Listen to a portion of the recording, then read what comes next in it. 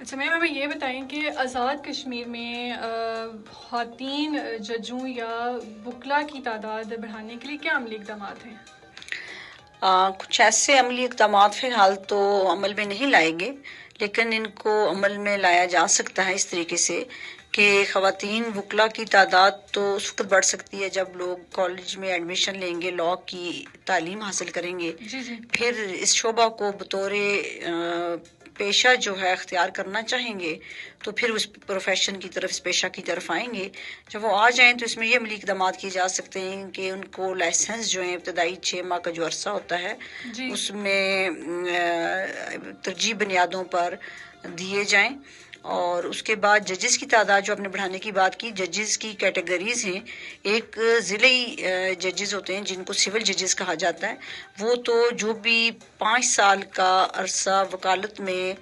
صرف کرے گا، اس کے بعد 5 سال کا جب تجربہ حاصل کر لے گا جی پھر وہ بذریعہ PSC جو ہے امتحان پاس کرے گا اور سول جج آ جائے گا۔ اس میں اوپن میرٹ پر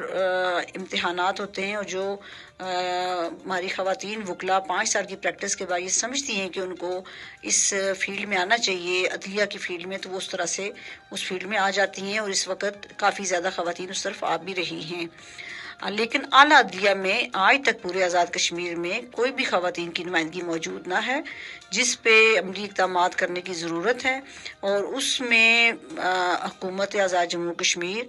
اور عدلیہ نے مل کر یہ کام کرنا ہے تاکہ جی خواتین کو نمائندگی دی جائے۔ جو خواتین اس فیلڈ میں آنا چاہتی ہیں اور وہ کسی وجہ سے جو ہے وہ ڈر رہی ہیں یا ایسی کوئی بات ہے، تو ان کو آپ کیا کہنا چاہیں گے؟ میں ان سے یہ کہوں گی کہ بالکل بھی نہیں ڈرنا چاہیے، بالکل ہمت اور حوصلے سے کام لینا چاہیے۔ ڈر تو کسی بھی پروفیشن میں جائیں تو اس کے لیے اچھا نہیں ہے، اس پروفیشن میں تو خصوصاً نہیں ہے۔ ہمت سے کام لیں۔ پہلی دفعہ جب تک آپ اڑان نہیں بھریں گے، یا پہلی دفعہ جب تک آپ غوطہ زن نہیں ہوں گے، آپ کو سمندر یا دریا کی گہرائی کا اندازہ نہیں ہوتا، اور پہلی دفعہ جب اڑان نہیں بھرتے آپ کو اونچائیوں کا بھی اندازہ نہیں ہوتا۔ اس لیے پہلا قدم اٹھانا ضروری ہوتا ہے۔